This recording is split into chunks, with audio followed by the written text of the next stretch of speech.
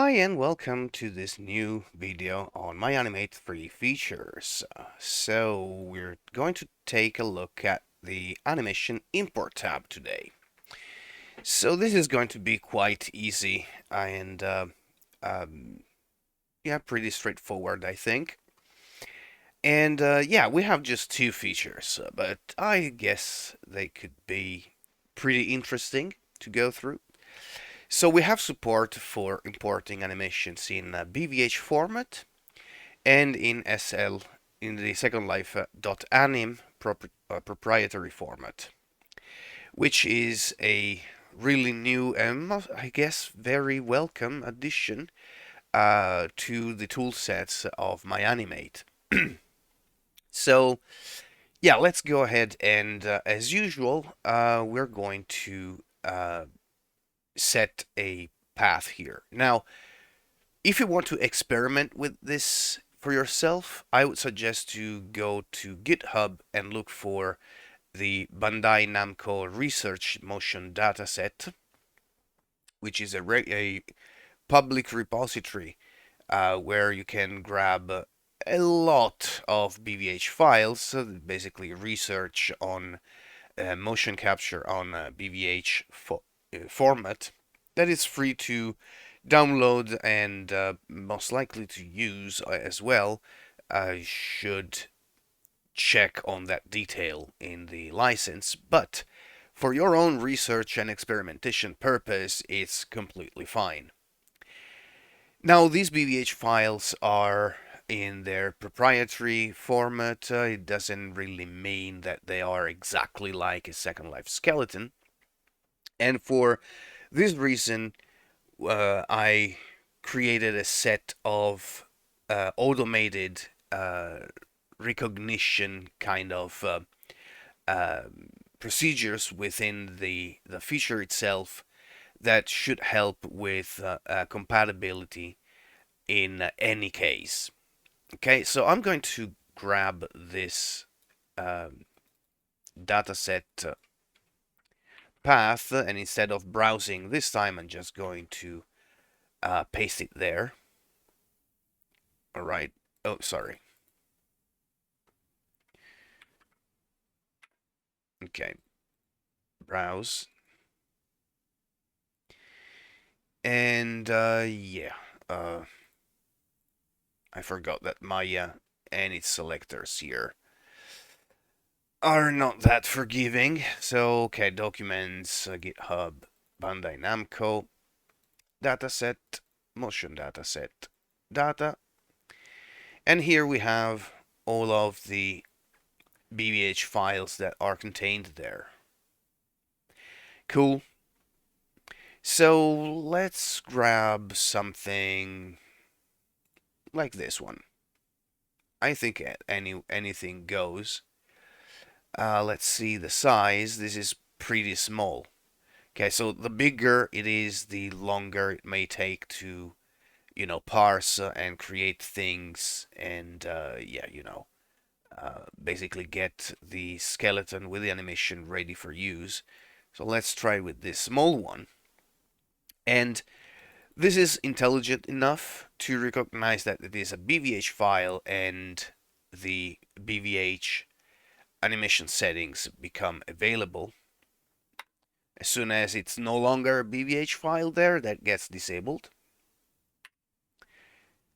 All right, so yeah. Now, I know that the rig scale here is set to 1, and unless you're 100% sure about the scale of these rigs not being set to 1, I would strongly advise to not change the rig scale. Okay, so if you're 100% sure that the scale is something, then set it up here. Otherwise, just refrain from modifying this. It should be just fine using human IK. Okay. Then underneath it, we have a rotation order. Again, this is something that is automatically done during the file parsing, so it should be 100% accurate. But just in case that something goes wrong and with that specific file something's not working correctly, you may try to activate the force checkbox and try one of these different rotation orders that will enforce one single rotation order for everything, and you can try again and again so that the thing actually until the thing actually works. If also with this method you're still having problem, that BBH file is completely out of any standard, and therefore I would just lose any hope on using that one. But that shouldn't happen. Now you have two more buttons, and one is load, which will load in the animation. There we go.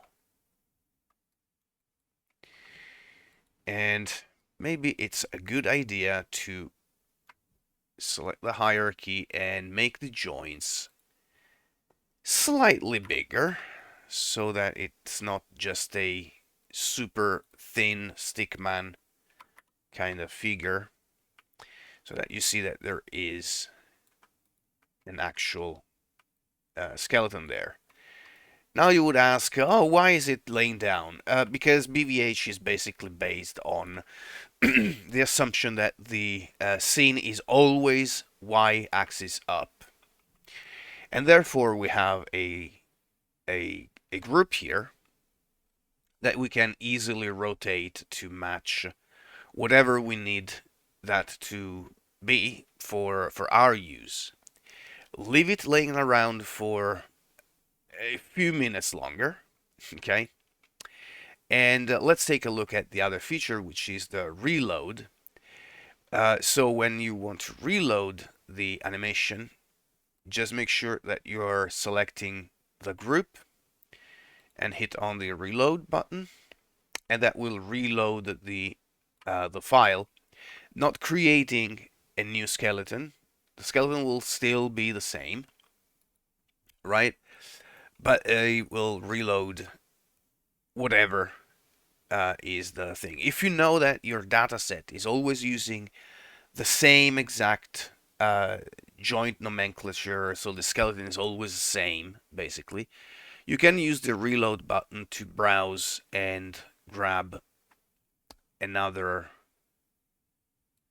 Let's go to another animation file. So let's go to GitHub, dataset, motion set, data, and then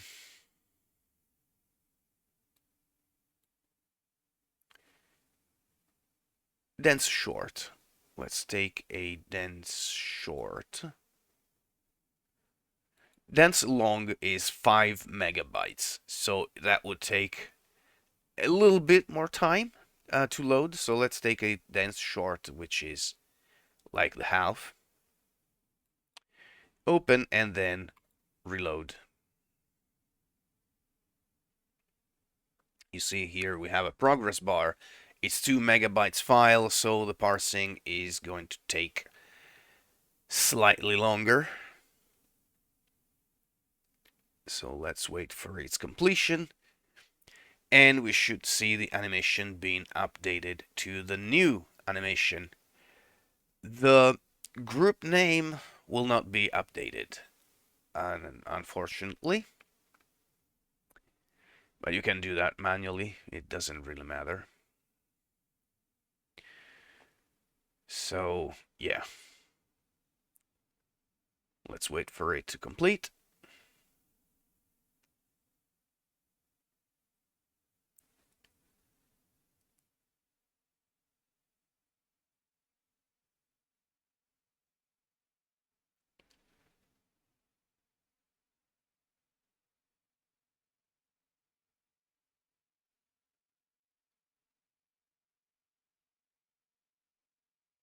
Okay, there we go. So, let's see how long is this one? It's more than 1200. Let's see if it's...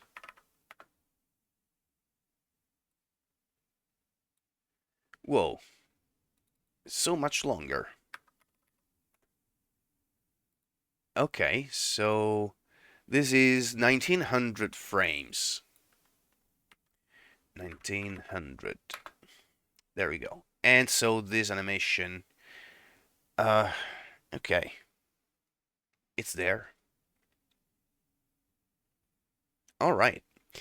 So, yeah. Now let's go to a safe frame, which is in our case the frame number 0, which I know is going to be empty. No, apparently not. So let's go to the negative one.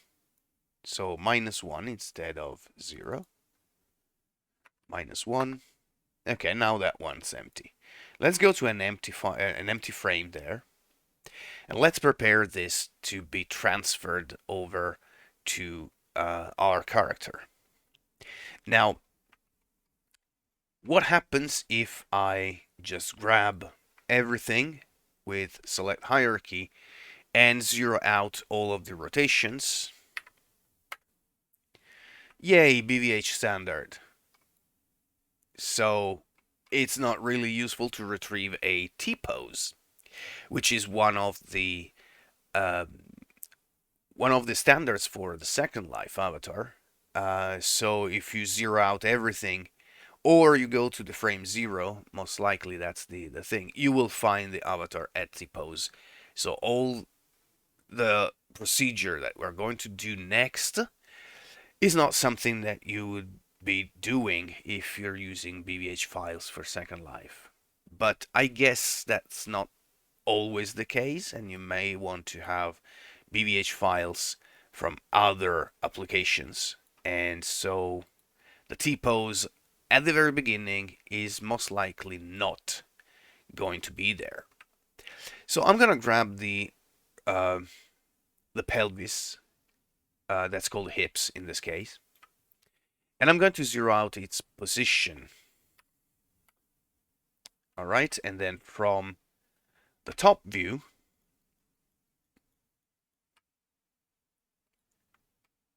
I probably need the grid here.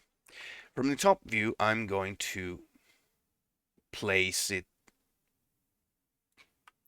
like that,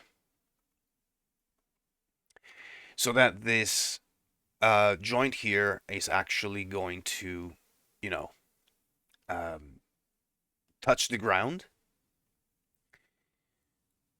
Okay, and then I'm going to zero out the rotation of these things.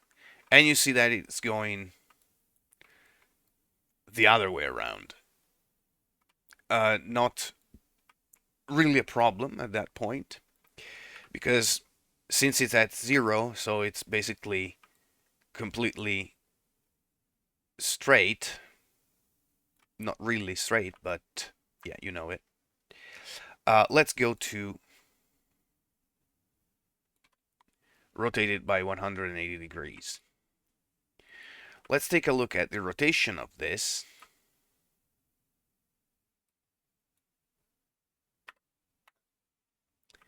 Okay, that rotation was fine. Let's zero out this translation here. Cool. And the x-axis apparently needs to be zeroed out as well. Okay, so that looks like it's good to go. And then, okay, let's do the same thing that we did before for the hips.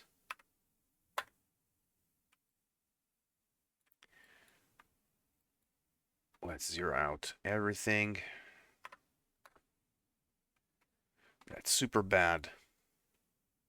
Super ugly to look at.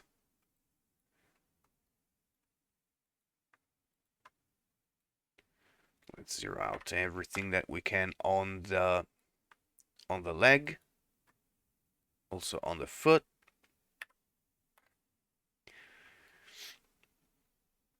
Okay. And then from the side view, we're going to rotate them into a position where the end joints are touching the ground, like that. Grab those end joints and make sure that they are pointing towards the front of the character. Cool, let's now zero out this other thing, the arm. So 0, super bad.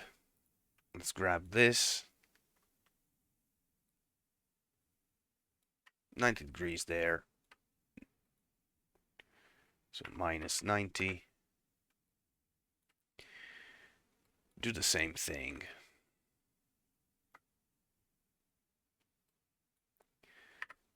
Zero out. 90 degrees.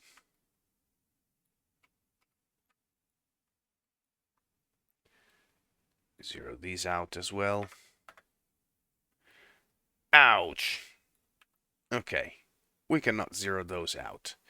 We have to do that manually so that they are best approximated rotation to stay completely straight. This is the neck. Let's do the same. What happens if I zero that out?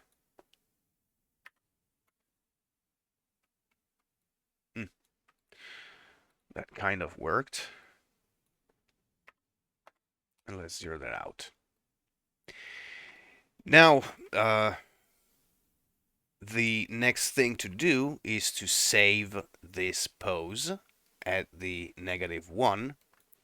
So make sure to select the hierarchy and place a nice keyframe with Shift W and Shift E so that this pose is being recorded.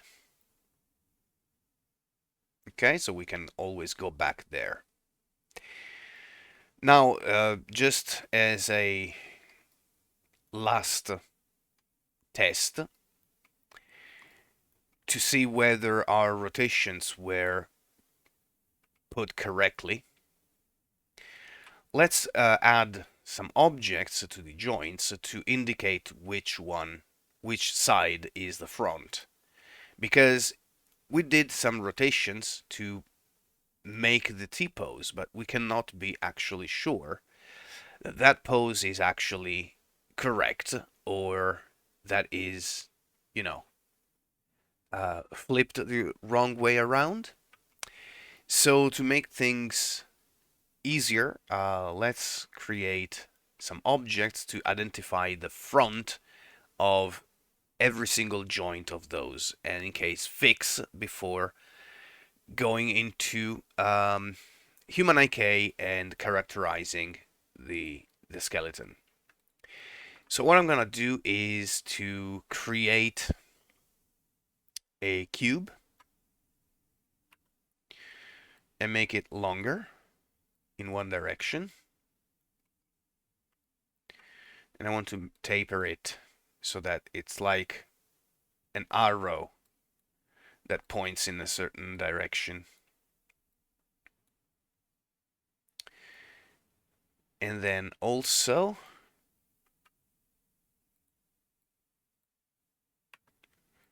move it up so that we have the pivot point at the base.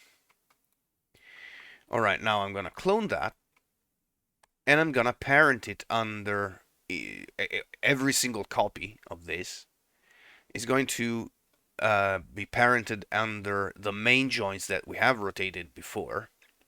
Okay, so I'm going to shift select this joint if I can make it selectable, and then hit P.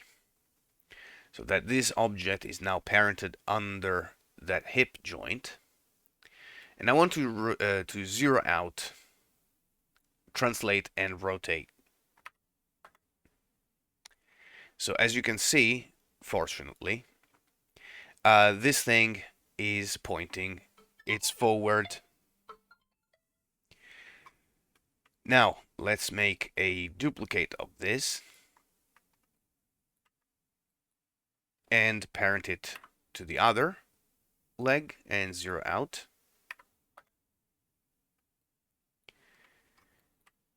Okay, and if we really want to have a clear indication, just rotate it by 180 degrees in one direction, and which is fine because this is basically the mirrored version, right, of this one.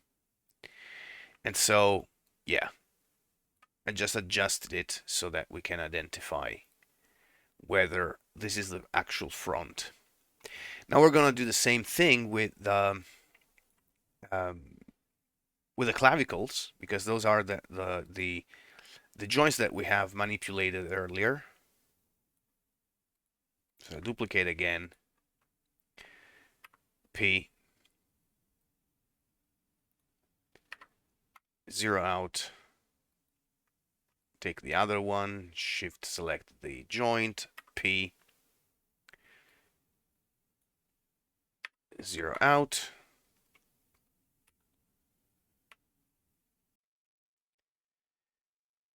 Okay, so now we have the indication of what is the front, right? And if we move to the T-pose, we see that there is definitely something that is wrong. This should be pointing forward, this should be pointing forward, so that's the main thing that we need to do now. So this is most likely going to be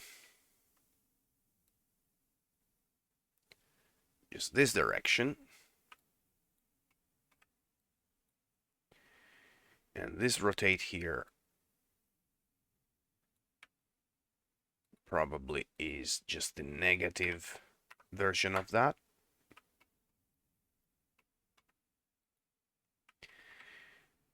And most likely same here.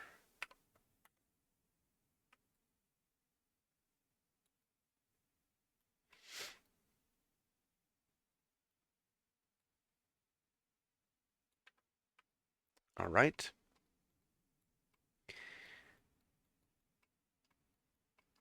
And both of these should just go and look upwards. And look upwards.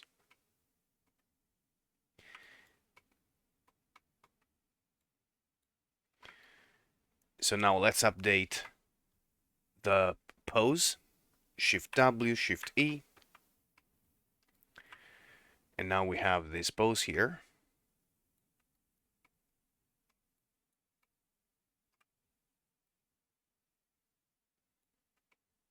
And all looks to be okay.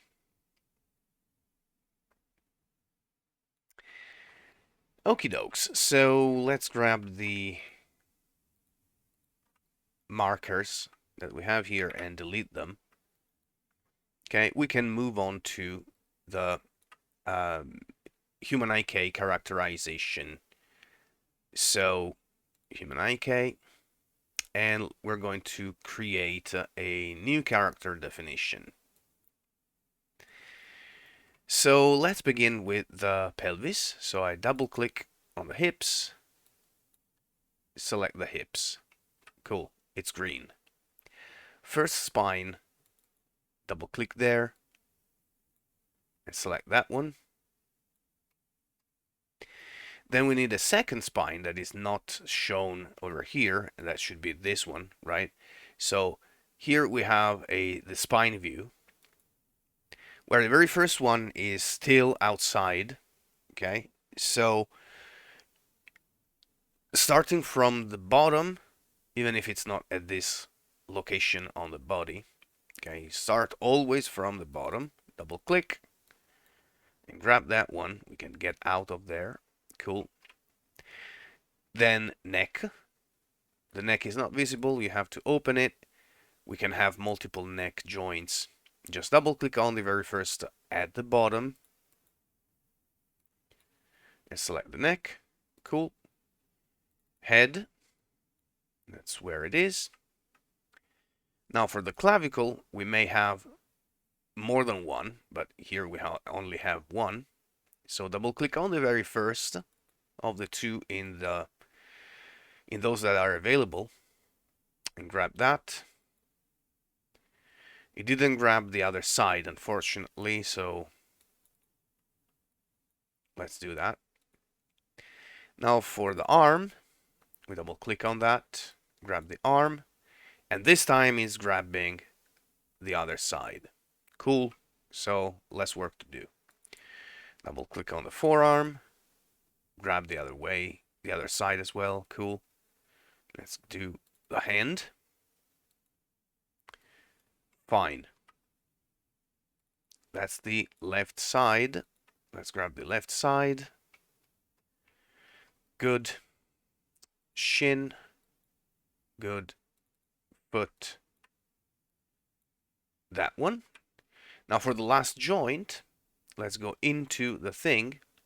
You may think that it is one of the toes because this is the basically the toe joint, but it said no. It is this one here. So if you have the individual toes, then you should have a root for the toes, and then from the toes, then you should have the actual fingers of the toes, where you could select them. But it's not the case for Second Life. Now everything's green. We have a green tick mark there, and therefore that means that we can lock it. And once it's locked, it's fine. It has to be done while it is laying down along the y-axis. But after the locking, then you can grab this and rotate it to match whatever the Second Life avatar orientation is, which is Z up and X forward. Okay, at this point, the best option to do right now is to save this file off. So I'm going to call this BBH source and create a new file where we're going to create a character from scratch, right? So bento, let's remove that, and MyAniMate. The character is already there. I'm going to remove the extra spines. I'm going to remove the tail, wings, and hind legs. Okay, and then create animation avatar. And I have that here. Cool. Now, if I go and import the animation file that I just saved and do BVH source, open, and I can decide to either import the file or to reference it. It doesn't really matter, but reference is always best because if I need to go back and make other changes to the reference pose, I can just reload it when I reopen this file. So I'm gonna reference that. There we go. We have this animation. Takes kinda long time. It was 1900 frames, if I'm not mistaken. Right? Yeah, so we have that animation there. And now we can characterize our friend. So rigging tool, human IK rig, characterize, uh, SL AVI. There we go. And we set the source to BVH source character 1. Boom. And apparently we did a good job. Yeah. This will need some very, very strong kind of editing.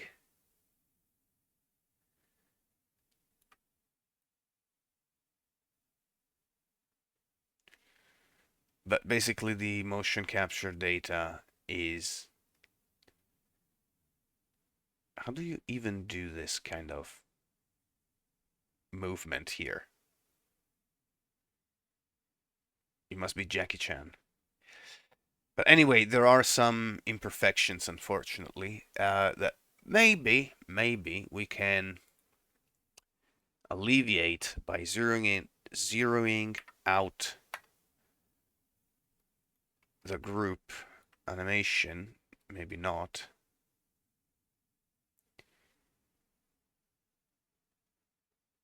Now there still are those issues. You can tell that this is a experimental R&D kind of data set, because this is definitely not easily usable to do whatever. And yeah, if you have a better made data set, it's going to, of course, going to work better, especially if you make your own BVH animations where you record the T-pose. That would definitely help uh, a lot more than what we got here. But anyway, in any case, if you use BVH animation, you can rest assured that these are going to be created sideways like that. So whatever you do here on the main animation is automatically being transferred over to the character through human IK. So whatever editing you may be wanting to do, like cleanups on animation curves, is just now better to do that here on the source animation, right? If need be, of course. And then finally, we're going to, with the animation tool, bake to the skeleton. Let's do time range. It shouldn't take that long. But yeah, you can notice that BVH is not great when there are more than 360 degrees kind of rotations. It's just not that good, unfortunately. And plus, this is a experimental data set of animations from the Bandai Namco R&D, so research and development. But that is the animation being transferred. Now at this point, the reference cannot be unloaded from here, like remove the reference. Of course, from here it doesn't work because it's not a Second Life avatar being referenced. We can go to the File menu, Reference Editor, grab the source animation reference, and then do a reference, remove reference, because the animation has been transferred already. And that cleans up your scene, so you wouldn't have any garbage things being left behind from a regular import where you manually select things and delete them. So yeah, there we go. Now I'm going to export this as a .anim file. Um, yeah, definitely it's not going to work that well anyway. But yeah, let's export this to assets, and I'm going to call this dense test Bandai.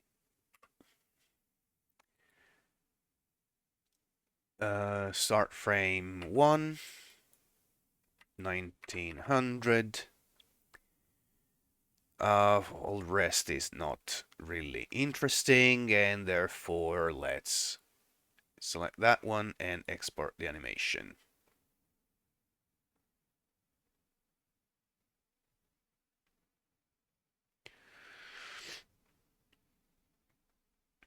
Okay,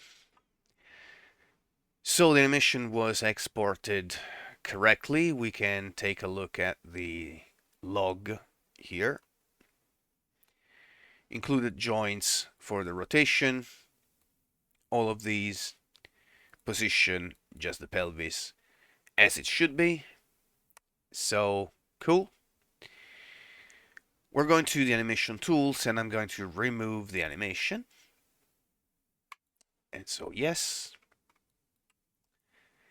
And under the animation import, this time I'm going to target the test Bandai that we just exported. Open that, and now it's smart enough to recognize which one of the two frames here has to be enabled and which one disabled. Now SLAnim just has a load or remove animation. Let's go with a load. And that will take a little bit of time. Yeah, while we're looking at the export taking place, the import taking place, let's take a look at whatever we have exported, and it's a 773 kilobytes, which is going to not be able to be imported into Second Life because the maximum that you can export is 250 kilobyte. That's the hard cap as a file size, and therefore this is going to be a good example for the next video about how to first of all have a long sequence be split into more than one sequence easily. And secondly, how we could also take advantage of the new features in MyAniMATE3 to optimize that export and decrease the file size to begin with. So it should be nearly done here. It's in its final stages. And so let's wait a little bit more. Do you want to apply the animation to a human IK rig? In this case, I'm gonna hit no. And the animation is back with all of its flows and quirks that we have seen from before. But whatever we have exported earlier is exactly the same as what came back from that file. All right. Okay, so yeah, that's gonna be it for this tab today. It was a quite long video in the end because of the complexity of the things, and well, I wanted to show you common pitfalls that you could encounter. And yeah, but I hope you enjoyed it and that you're going to have a lot of fun with these new features. And so, yeah, I'll see you next time in the next video. Until then, have fun, stay safe, and yeah, enjoy the new features of MyAniMate 3. Bye.